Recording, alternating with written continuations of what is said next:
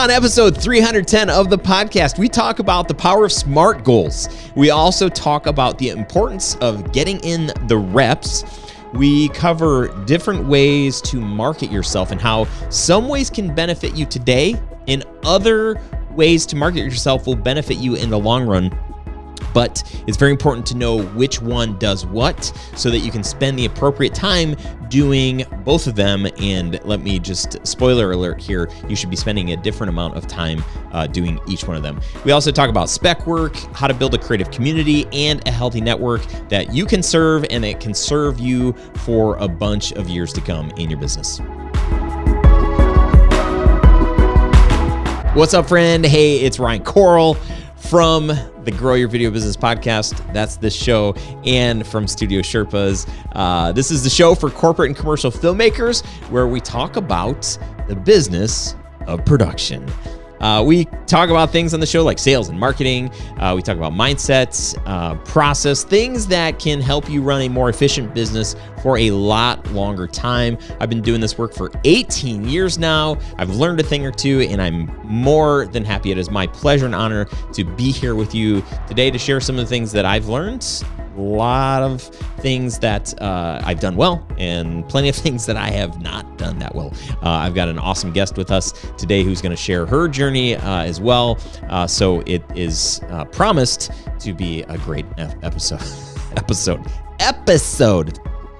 Hey, if you're not super fired up, I mean, we're looking at the end of the year right now. If you're not super fired up with what 2023 looks like for you, your pipeline, what potential clients, potential projects, maybe you don't have anything in the pipeline and you're just sort of like, I don't know what I'm going to do next year. I want to invite you to my free 6-figure filmmaker workshop. If you go to studiosherpas.com/workshop, this is a totally free workshop where I'm going to share with you 3 things that I've learned over these last 18 years that you can apply in your business today to help you get more of the kind of clients, the kind of projects that you want, so that you don't have to constantly be living in this feast or famine mindset, or maybe not even mindset, but like reality. So you can download that, get access to that today for free by going to studiosherpas.com/workshop. I just can't believe we only have like, what, 4, maybe 5 more episodes before this year is over. It's insane. Glad you're here, and I'll stop with the intro. Let's get into this awesome episode with Madelaine. Here we go. What's up, friends? Welcome to this episode of the podcast. Today, I have with me Madelaine Anderson, who is the co-founder and creative director of Talus Films, a full-service production company that specializes in video and film rooted in storytelling and adventure for mission, purpose-driven brands, organizations, and individuals. Madelaine has been a part of the Studio Sherpas community for a while, and it's about stinking time that we get you on the show. Welcome, Madelaine. Oh, thank you. It's awesome to be here.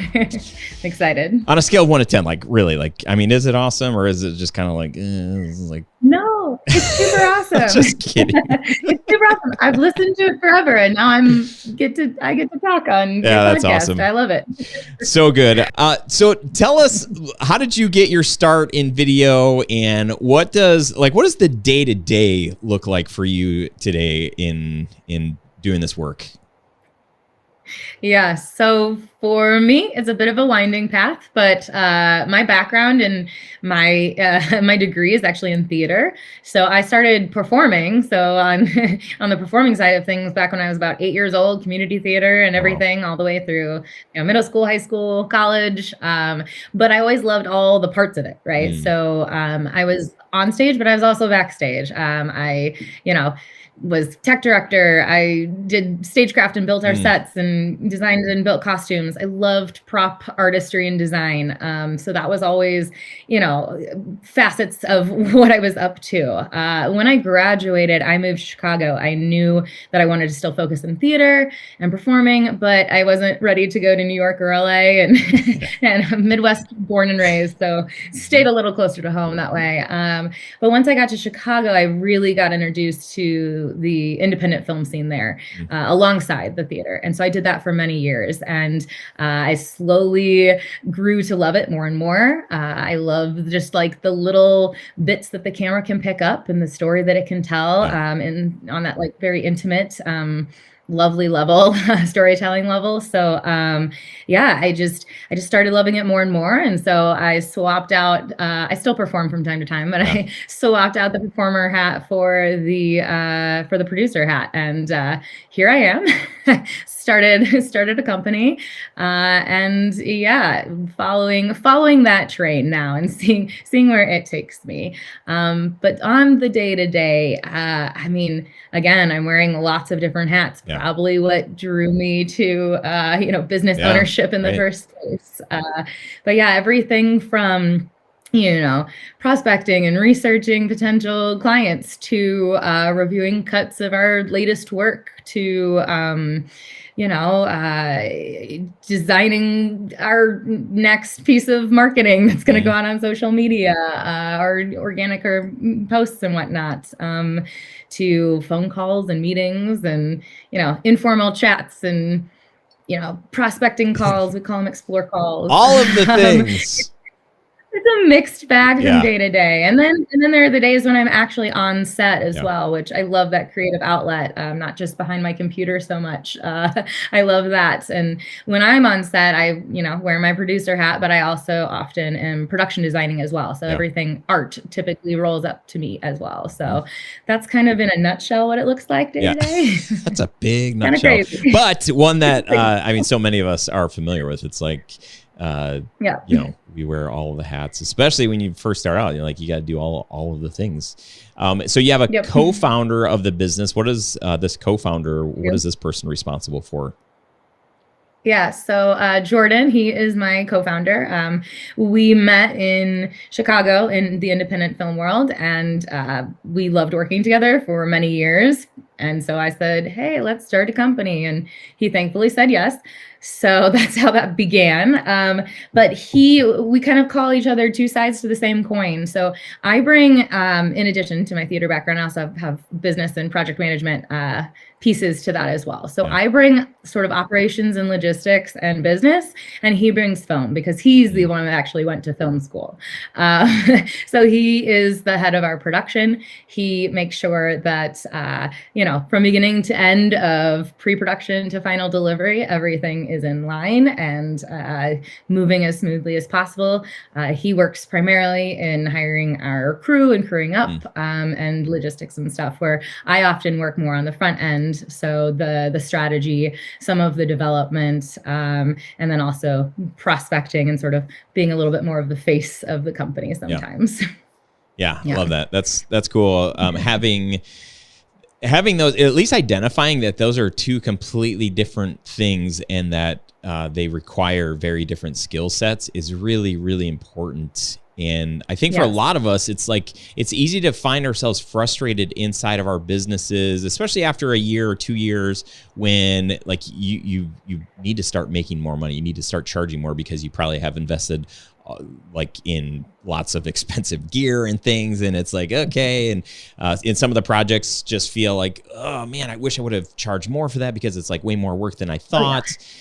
So to be able to be on the other side and say like, wow, like there's a part of the business that needs to be creative. It needs to like kind of match a style or a vibe for the client. And then there's a completely other side where it's like, okay, we need to make this much money in order to hit payroll, in order to, like, if we want to do this marketing campaign or we want to buy this other gear or we want to take, 4 weeks off or any of that stuff, like you have to have a different mindset or a different approach.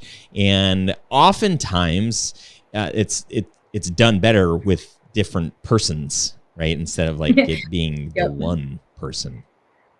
Yeah, definitely. We sat down very early on to figure out sort of what our roles would look like and distinguish those and separate those out from each other. There are still plenty of places where we overlap. There's definitely the producer and the project manager side of things where we definitely, pick up where the other left off.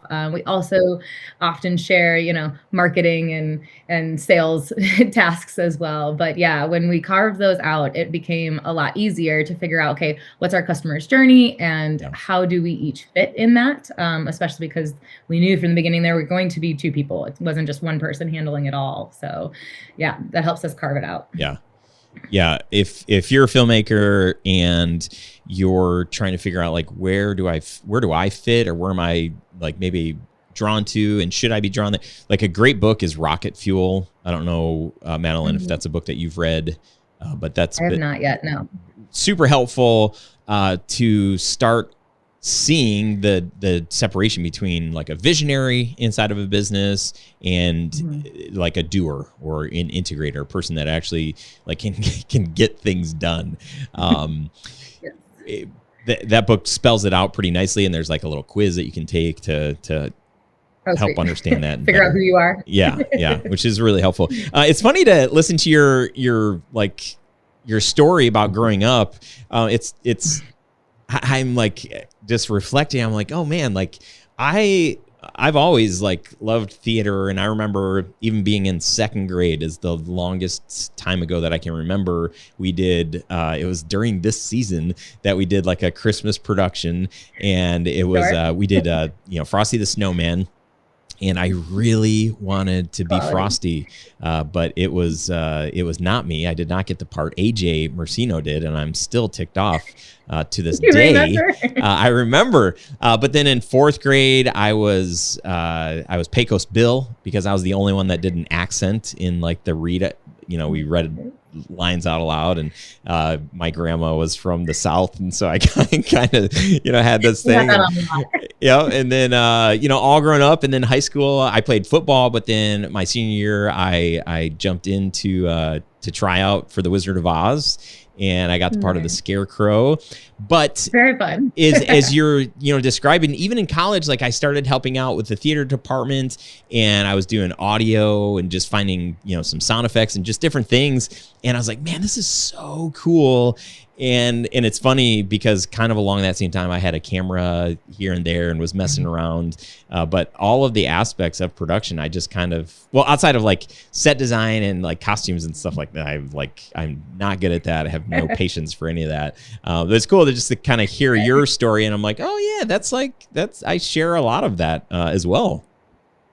Yeah, I always loved all the pieces because I don't know, I'm both a big picture thinker and a little picture thinker, right? Like a small picture thinker. It's just I like seeing all of the pieces come together, and it gave me such a deeper perspective, a deeper appreciation for like what it takes to stand something up, whether that's a show or a film from beginning to end, or a video, right? There's so many moving pieces, and I don't need to know all of them, like to be able to do all of them, but knowing what goes into it gives me a very different perspective on how it all comes together.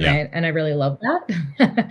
So yeah, I call myself like I'm kind of like this weird mix between a creative and also a project manager. So I'm like highly organized and very operationally minded, but at the same time, highly creative as well. So I'm a weirdo in that sense, I guess.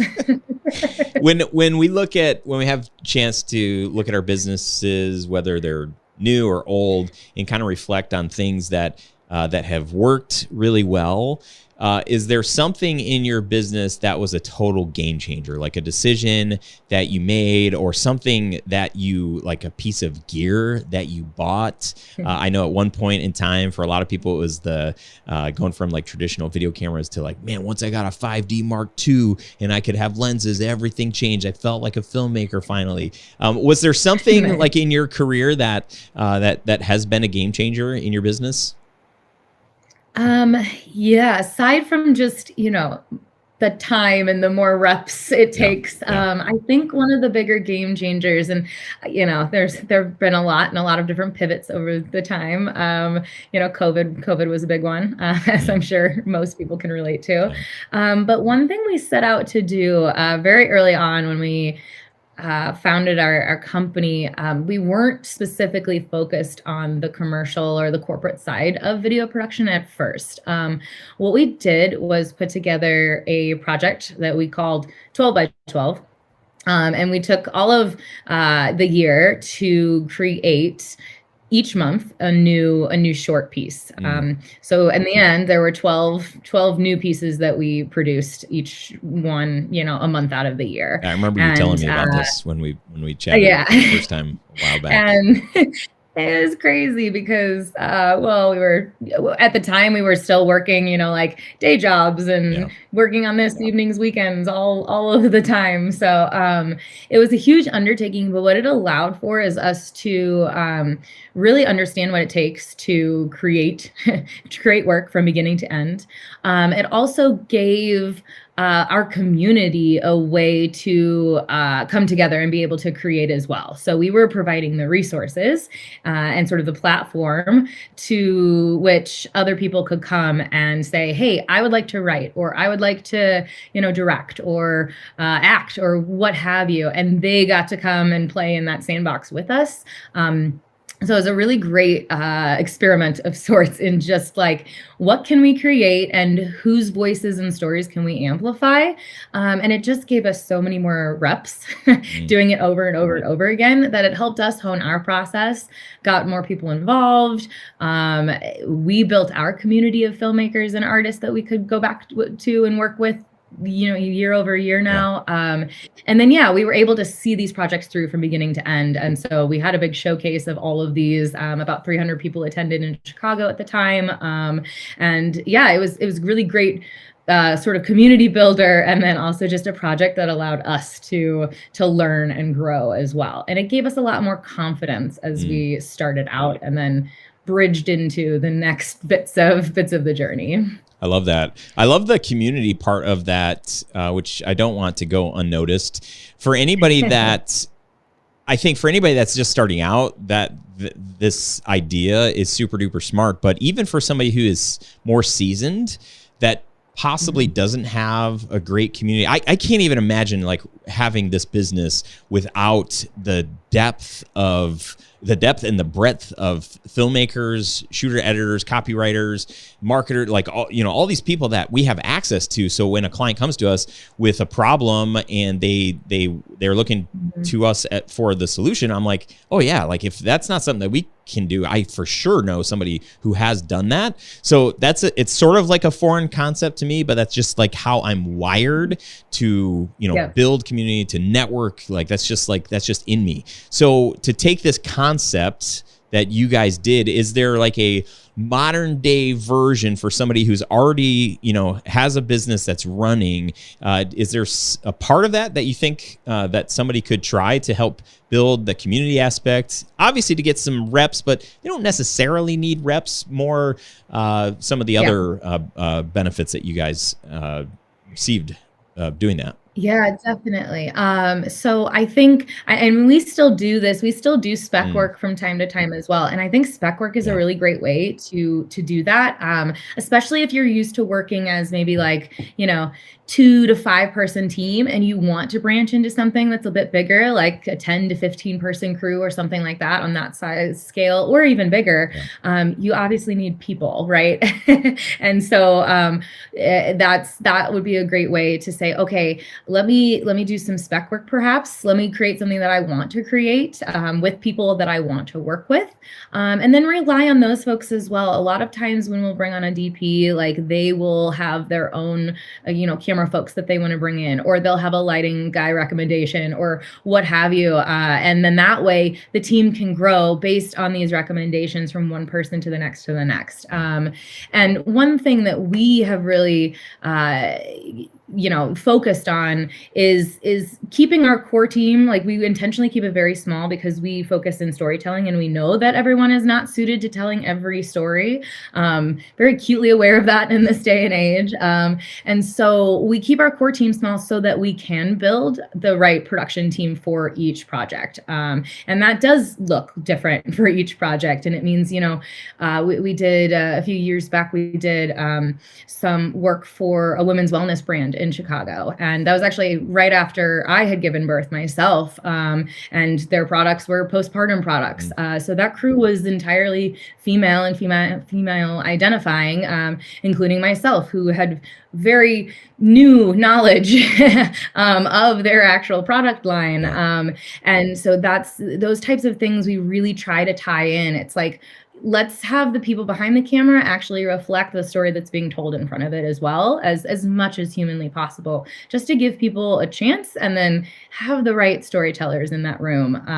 But I think spec work might be a really great way to create that, or just have a passion project, or if you're into filmmaking, have a short narrative film that you want to stand up, and find some folks that are willing to give some time to it. And of course, there's self-funding that can be done as well to pay people, not just in their time, but obviously, just, that community, a lot of times it starts with friends and it can branch out from there. So yeah. Yeah. Love that.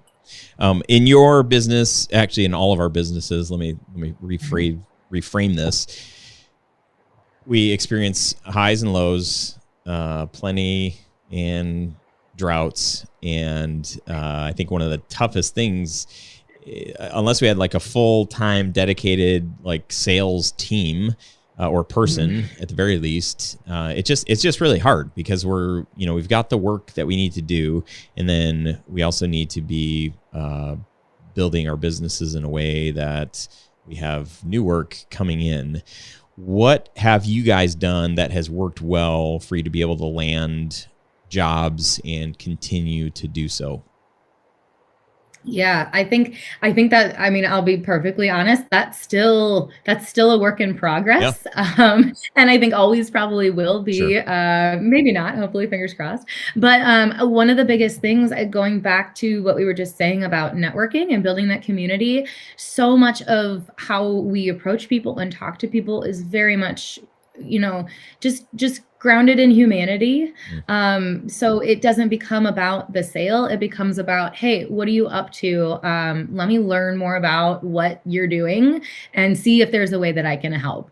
Or let me tell you about what I'm up to and see if there's some kind of, to use the business word, synergy there, and to take it from there. And that has yielded us a lot of really great relationships, and a lot of really great, seeds planted that then, bear fruit down the line. And sometimes it does look like a long game. It feels like a long game sometimes, but all of those different relationships start to build up into something that then becomes a pipeline that you can rely on, or becomes referrals to the next, person that also matches your ideal sort of client. And then it kind of continues to build and grow from there. But I think just building those relationships and really rooting them in humanity and being like, hey, I'm up to this. What are you up to? Let's chat, trade ideas, see how we can help each other. That's probably yielded us the best outcomes, honestly. Yeah, I love that. On a very practical level, what does that look like? Is that sending a text message? Is it an email? Like, do you have a newsletter that you send out? Is it social posts? Is it showing up at people's places of work with a box of cookies and saying, hey, what are you up to? Oh man, I'd love that. It's more presence on social media, I would say, and just more presence online, where people tend to be hanging out a bit more these days, especially from the pandemic. I am really big myself on LinkedIn, and it's a newer sort of endeavor for me, but that's where a lot of really good connections are made through LinkedIn. I would say is a really big one, and just staying consistent and just staying present. I'm also in several groups for our, so part of our niche, we work with, like you mentioned before, mission and purpose driven brands, but outdoor brands are often times, and also nonprofit and sustainable conservation organizations are part of that. And they exist out there in the world, not just on front facing, social media platforms, right? Like I'm in several groups that are like founders channels for the outdoor group, or for the outdoor industry, and other women focused groups, business type groups. So just networking within those. I'm on a bunch of Slack channels. I go to networking events. A lot of them are virtual nowadays, so that makes it pretty easy. But just kind of plugging into these groups that already exist within your area of interest and just showing up, being there. I'm actually giving a presentation, conducting a workshop actually on Thursday of this week to a group called Founded Outdoors. And it's a group of founders with outdoor focused companies. And they might be on like the earlier end of their careers, right? Maybe they're not ready all the time for video, but great. Those are also the future companies that hopefully will become the next new brands. And I'm going to be there with them along that way and along that journey. So they'll know who I am when they want and need video, and then we become, again, more like friends than just business people working together. Yeah, I think that's another smart differentiation to make, is that there are the times when we're hungry and we need work, and so we're just kind of like looking, okay, what's low hanging fruit? Like, let me reach out to past clients. Let me see, do I have an email list? Am I on social? Okay, let me just, we're blowout sale. It's Black Friday weekend, cyber. We're just doing anything for any price. You name the price, we'll do the video. There's that. And okay, obviously that's extreme, but there's like a sense of urgency, like, hey, we need some work like right now. Yeah. And those relationships that you're talking about with, like, maybe younger business professionals or business owners, they're not ready right now today, but to serve them, to befriend them, to like network with them, to be with them. This whole show, the whole reason why I started this whole thing was not to help somebody like get a $10,000 job or $100,000 job and be like, sweet, I did it. I did something I never thought I could do. Ryan, thank you for the help. Because if that's all that you do, that's not, in my mind, that's not winning. Winning for you, for anybody that listens to the show or is a part of the Studio Sherpas community, is it's all about the long game. It's all about like building a business that is sustainable because 18 years in this business, there have been so many business owners, video business owners that I know that don't last longer than a couple of years. They come in, they charge cheaper rates. Their stuff looks way better than ours. And I'm like, oh boy, here we go. We're going to lose a lot of work to this company. And my hope always is that they figure it out and they can charge more what they, really what they're worth versus like what they know they can, win jobs at. So if I can help people be in this for a long time, that's my heartbeat. That's the thing that I really care about. So doing what you just mentioned, that is how you stick around for 5 years, for 10 years, for 15 years, for a long time, because I have relationships today that I get work from because of an investment that I made in the year 2006. Oh gosh. Yeah. The year 2005, 04. I know.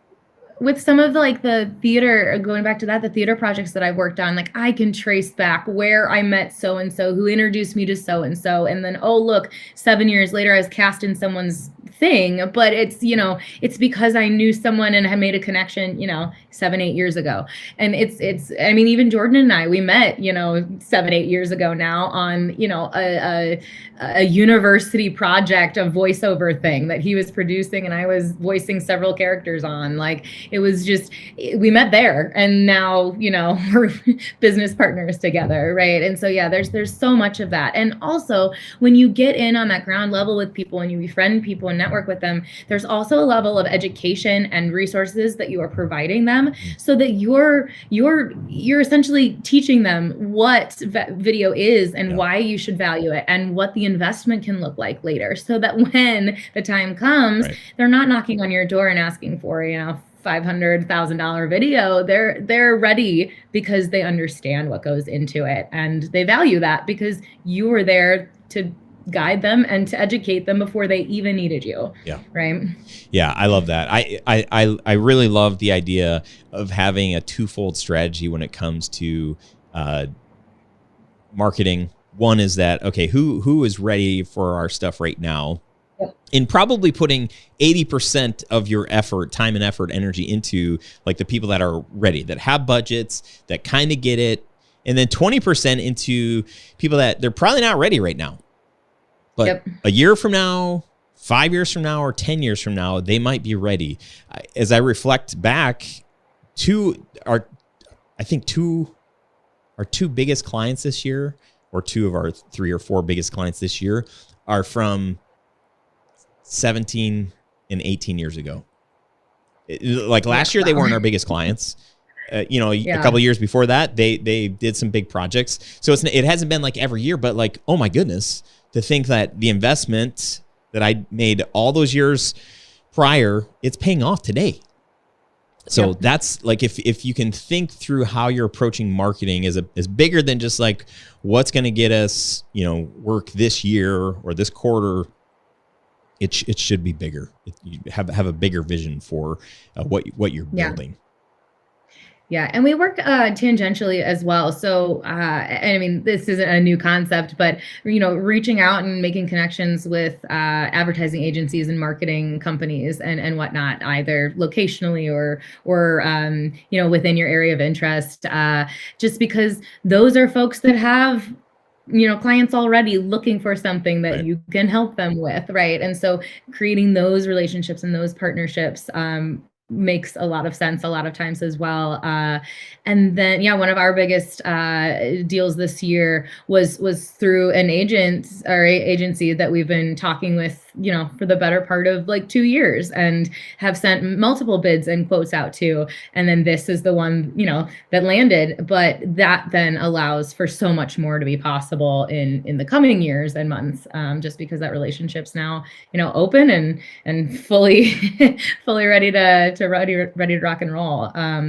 So there's that. And then we've put some time organically, but put some time into SEO and trying not necessarily to get our website ranked, but to utilize platforms that already exist. So Clutch and what are they? I don't know. There's a bunch of them, right? But the ones that will list you as a good company in your area.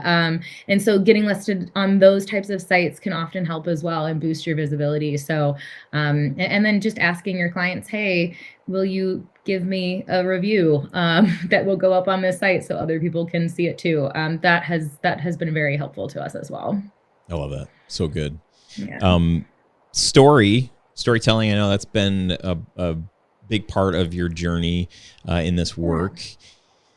And I would say that so much in the marketing world, not just video, but like everybody, if you're a designer, you're a photographer, you're a SEO person, everybody uses the word story, just because it's so buzzy. What, from your perspective, how have you seen the power of storytelling work with video for you and or your clients? Yeah, I think it really comes from the connection that can be built and like the trust that can foster and really build with your audience. And again, it can be that long game that we were talking about before. It's not necessarily like flash in the pan, like, oh my gosh, here I've got a flood of new clients, right? But there's storytelling and that authenticity that you can bring through just being a human and telling human stories that allows your customers now and your potential customers in the future to really love what you're up to and come on board and buy now and perhaps buy later, but it won't even matter at that point,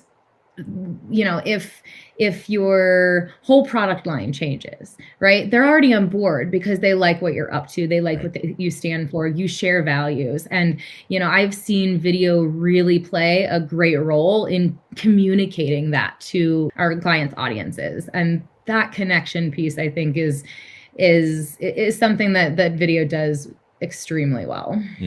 So I love that. What things, like, how are you sharpening your own skills when it comes to storytelling? Are there resources? Is it just about getting reps? Do you have people in your life that are doing an amazing job mentoring you? What does that look like for you? Yeah, I think, I think it's bits and pieces of all of that. But I'm also very much a lifelong learner. Yeah. So I always absorb as much information as I possibly can. And it really comes, I think, from working with the clients who are, it's not everybody, but working with those clients who will allow you that creative freedom and do rely on you for your expertise in, ideation and development, right? And so you can start from the very beginning, like, putting out an idea that actually gets them that storytelling component versus just like, hey, I want this marketing promotional video. Right. And so that's like super helpful, and it's not every client at all, obviously. But I think that is definitely beneficial, and seizing those opportunities when you do get them. I think another thing that really helps us sharpen our skills, and this is something that we're working towards even more heavily in 2023 here, is we're moving more into documentary work. And as an actor, going back to that, I've always been told, like, create your own work. If you're not working, or, you're looking for your next thing, or you want to change or shape your image or learn more, create it. Like, go out there and do something. Figure out what and how that looks, and go. And so what we're focusing on with documentary is really finding, the stories that we want to be telling that really align with who we are and what our brand is, and going out there, searching for those, and entering into those conversations to stand up some of those stories, just documentary film style, and nothing, feature length to begin with, not that kind of thing, but more shorter stuff. But just going after those projects that really speak to us, and that we can really sink our teeth into storytelling wise from beginning to end, and making that happen for ourselves. I think it also gives us a sense of real autonomy and ownership as well, right? We don't have to wait. We don't have for people to come to us. We don't have to keep constantly knocking on all the doors. We can go out and create and tell the stories that we also want to tell, as well as the stories that people want us to tell, right? So it's a little bit of both worlds. And I think that has really allowed us to keep our creative juices flowing a lot of time. I love that. Yeah, that's really good. I feel like the longer I've done this work, we've done very commercial type stuff.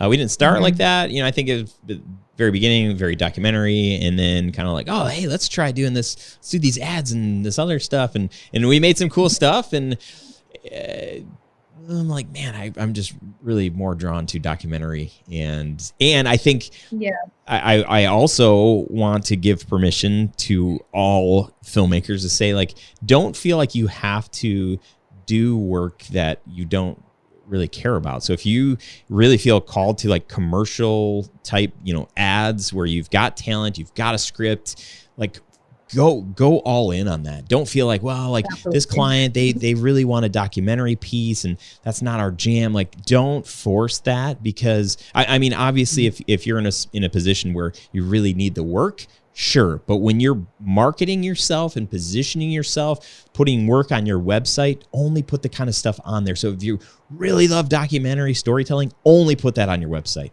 Sure. You're going to get opportunities that are going to come that are going to be maybe more commercial, like ad specific. And you can do those if you want to. But don't confuse your ideal client by them saying that. Don't let them try to guess what you are right? Craft the story, take control of the narrative as you're leading them on your website or your social or your Vimeo account or wherever. Let them know what it is that you care about the most, so that they're like, oh, okay, cool. That's not what we want. I wonder if they do, XYZ, like fill in the blank. Let them do that versus being confused coming to your website and seeing a little bit of everything. It's like, I'm not sure what they do. What they do is maybe there's somebody we can find that we can see what they do, and this makes a lot more sense, and it might be a better fit. Yeah, definitely. I mean, and over the years, that's been a lot of trial and error on our end as well, just figuring out, okay, what is our voice? What do we like to do? What do we want? What stories do we want to tell? And so, yeah, I mean, it's all, I think, part of the process of discovering that. But yeah, it can be fun as well. And yeah, learning the power of saying no and being okay with that is also, very powerful. I love that. When you are looking at 2023, what would you say might be the biggest challenge that your business has in this upcoming year? Yeah, I think one of the biggest challenges is more on the business side. Obviously, just continuing to keep. We have some really good momentum right now, and continuing to keep up that momentum through the year and keep building that potential pipeline, and nurturing those deals and whatnot. I think is definitely a challenge, and will continue to be so. But the other challenge I think that we have is more in what I was just talking about with the documentary front that we're diving into. We've got a few that we're looking to co-produce with another company, and then also a piece that we're looking to stand up, ourselves, our own piece to produce. And the biggest challenge there is what does funding look like for those types of pieces, right? In the past, we've self-funded things, or done a variety of different things on that front for funding. But in this, in this project, we really want to, and this is the other thing I will say too. Your passion doesn't mean that other people aren't passionate about telling that same story, right? So you don't have to say like, oh, this is just my thing, I'm just going to do it, right? Like, your story is going to be, if you're going to spend the time and energy, put it together and put it out there, like, other people are going to be interested in that. And that could look like brands being interested and wanting to put their name or funds to that, or organizations or other people and individuals. So again, it's about that community and that network. Who do you know? Who do you forge relationships with? But I think that's going to be a new challenge for us, and an exciting one as well, is like, okay, how do we find funding now to tell this story that we want to tell? And who wants to come on board with us there? And what does that look like? It's so good.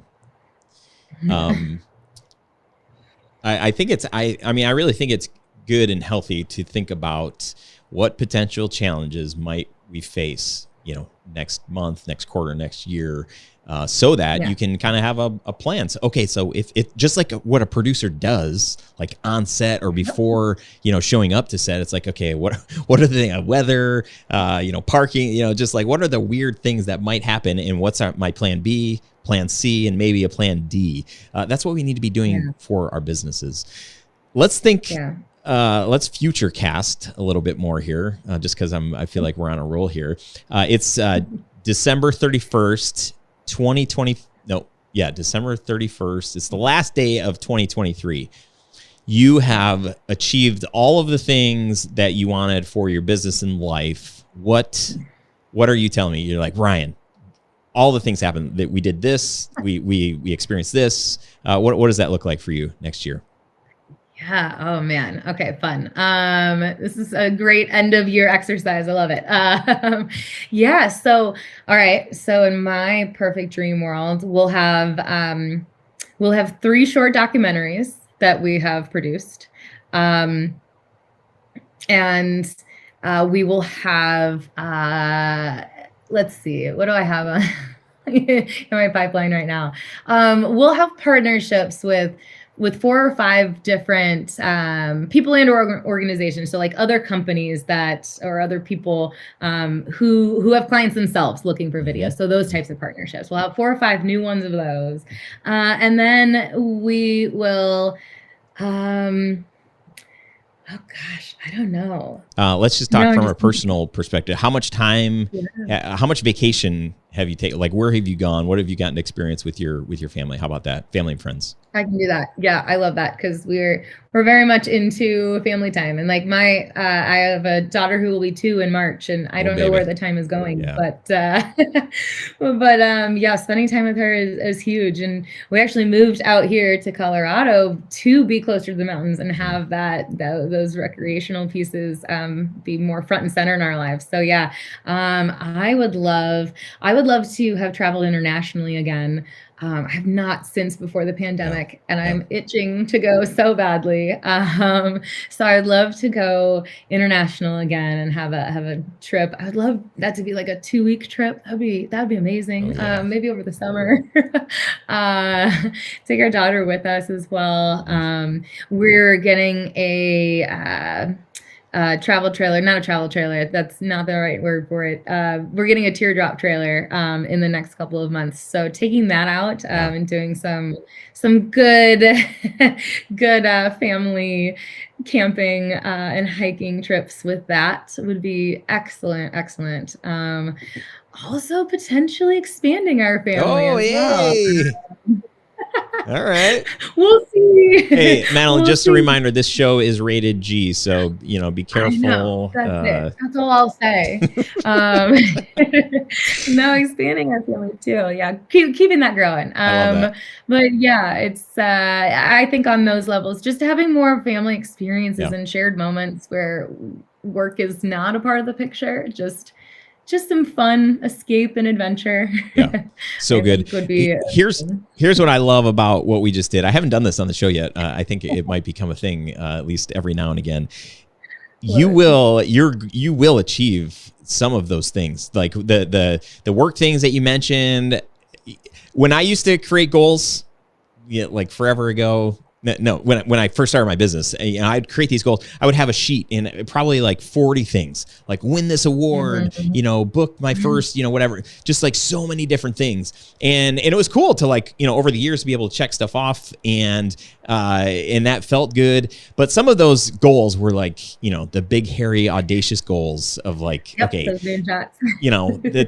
the chances of us doing that by the end of next year, there's no way. Like, that's just like, we're not going to, in year 2, we're not going to do $1 million in business. Like, yes, dream and hope and whatever. But like, it's just with what we're doing today, we're just not going to get there by the end of this year. Maybe in 3 years or 5 years or something like that. But in the way that you described what you want and what you are seeing as success, these are very achievable things.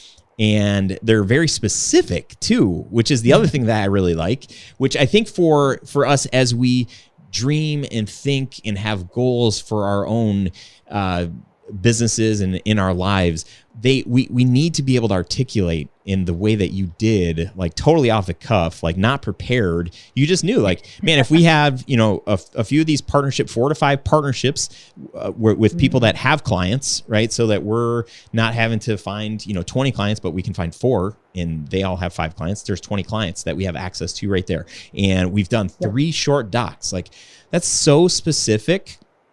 Super achievable. So to know that that's already how you're thinking, it's very likely that you're going to be able to do all of those things. So I love that. I think that's a great example for us. And if you're ever asked to come onto the podcast, not you, Madelaine, but think about these things. Have some goals, because I might ask you the same question. That's fun. Thanks for sharing this. That's my project manager brain coming out there. Yeah. It's those what are they called? I don't even SMART goals, the measurable goals. Exactly. So like having something part of your goal that's actually measurable, because then you can build backwards those milestones. Like, how do you get there? If you want 3 done by the end of the year, okay, when do you have 2 done by? When do you have 1 done by? And then you can plot it out. That's just my own project manager brain, but yeah, that's just how I think. Well, in the fact that you didn't say 4, because 3 in my mind. This is why it's like so doable. Like you could spend the entire first quarter planning your first one, right? And then you've got, if you don't do the first one until the start of the second quarter, then, you've got one per quarter after that. So that's like totally doable. I love that. So good. Yeah. Madelaine, this has been super fun. What's your website? Where can people follow along with the stuff that you've got going on? Yeah, so www.talusfilms.com. That's our website. Definitely check us out there. You can see our work and what we're up to. We have a blog on there as well. You can read some of my ramblings because I write them. And then, we're on social media. So Facebook, Instagram, and LinkedIn are where we like to hang out and play. I have my own personal LinkedIn that I'm pretty active on, dropping some hopefully helpful tips on storytelling and video marketing, and just all around feel good stuff, hopefully. So hit me up, connect with me, message me. Love to make new connections. Love it. Well, this has been super fun. I'm so glad we got this time together. Thanks for being here and sharing with all our peeps today. Absolutely. Thanks for having me. It's been a blast. All right, friend. Thank you again for joining us on episode 310. If you want access to the show notes, just go to studiosherpas.com/310, where different links and things that we talked about on this episode will be there. Easy to click and remember what did they talk about, so you can get all that there. I would love to hear what you thought of this episode. If there was something that stood out, if you have a takeaway, something that you're going to do differently because of something that Madelaine said or that I said, or something that you just thought of, which happens to me a lot when I'm listening to an audiobook or a podcast. Whoever's talking might not even be talking about the thing that all of a sudden I had this idea and I'm like, but I will sort of equate like, hey, I got this crazy awesome idea when I was listening to this show, even though I had nothing to do with that. Would love to hear from you. Feel free to leave us a comment on this if you're watching this video, or shoot me an email, ryan@studiosherpas.com. That's me. Would love to hear from you. If you like this episode, you can share it. Just do a little screenshot on your device and forward that along to whoever you think might get something out of this episode. If you haven't reviewed the show yet, I would love for you to do that. That could maybe be like your little Christmas gift, unless you have like something bigger and better in mind for me. But feel free to go to the Apple podcast store thing, app, whatever, and leave us a review there, or Spotify does review. I don't know. They probably all do reviews, but those are actually super awesome for me to read most all the time because they're usually positive reviews. If you don't like the show, don't feel like you need to go review it. I'm just teasing. I want to bring value. I want to add value. So if there's anything I can do to make the show better, please don't hesitate to let me know. But I appreciate you. I am excited for you in 2023. You're going to crush it. You're going to do some amazing things this next year.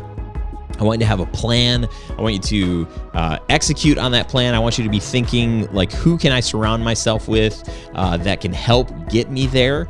So be intentional. Think about people that are close in proximity to you, or maybe people that aren't as close in proximity, but are just a Zoom call or a phone call away, that could help sharpen you and make you a better business owner, and really help you build the video business of your dreams. That's my hope and my prayer for you as we close out this year. Not yet. I know we still got a few weeks left, but we're getting real close.